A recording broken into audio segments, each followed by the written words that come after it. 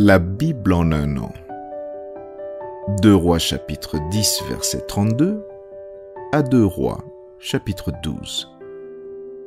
Psaume 145. Proverbe 18, 1. Lecture du 27 juin.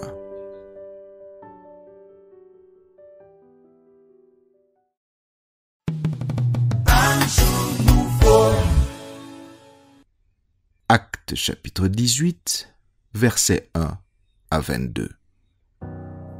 Après cela, Paul partit d'Athènes et se rendit à Corinthe. Il y trouva un juif nommé Aquilas, originaire du Pont, récemment arrivé d'Italie avec sa femme Priscille, parce que Claude avait ordonné à tous les juifs de sortir de Rome. Il se lia avec eux, et comme il avait le même métier, il demeura chez eux et y travailla. Ils étaient faiseurs de tentes. Paul discourait dans la synagogue chaque sabbat et il persuadait des Juifs et des Grecs. Mais quand Silas et Timothée furent arrivés de la Macédoine, il se donna tout entier à la parole, attestant aux Juifs que Jésus était le Christ. Les Juifs faisant alors de l'opposition et se livrant à des injures, Paul secoua ses vêtements et leur dit « Que votre sang retombe sur votre tête. J'en suis pur. Dès maintenant, j'irai vers les païens. » En sortant de là, il entra chez un homme nommé Justus, homme craignant Dieu et dont la maison était contiguë à la synagogue.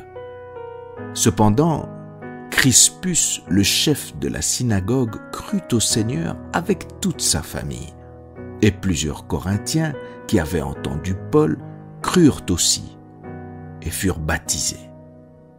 Le Seigneur dit à Paul en vision pendant la nuit, « Ne crains point, mais parle et ne te tais point, car je suis avec toi et personne ne mettra la main sur toi pour te faire du mal. Parle, car j'ai un peuple nombreux dans cette ville. » Il y demeura 1 an et 6 mois, enseignant parmi les Corinthiens la parole de Dieu. Du temps de Galion était proconsul de l'Achaïe.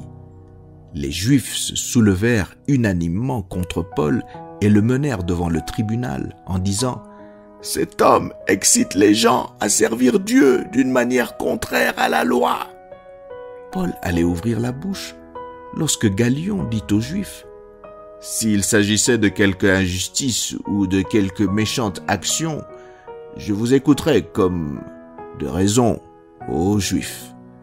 Mais s'il s'agit de discussions sur une parole, sur des noms et sur votre loi, cela vous regarde. Je ne veux pas être juge de ces choses. » Et il les renvoya du tribunal. Alors tous, se saisissant de Sosthène, le chef de la synagogue, le battirent devant le tribunal sans que Galion s'en mît en peine. Paul resta encore assez longtemps à Corinthe. Ensuite, il prit congé des frères et s'embarqua pour la Syrie avec Priscille et Aquilas, après s'être fait raser la tête à Sancrée, car il avait fait un vœu. Ils arrivèrent à Éphèse et Paul y laissa ses compagnons. Étant entré dans la synagogue, il s'entretint avec les Juifs, qui le prièrent de prolonger son séjour, mais il n'y consentit point. Et il prit congé d'eux, en disant « Il faut absolument que je célèbre la fête prochaine à Jérusalem. Je reviendrai vers vous, si Dieu le veut. » Et il partit d'Éphèse. Étant débarqué à Césarée, il monta à Jérusalem, et après avoir salué l'Église, il descendit à Antioche.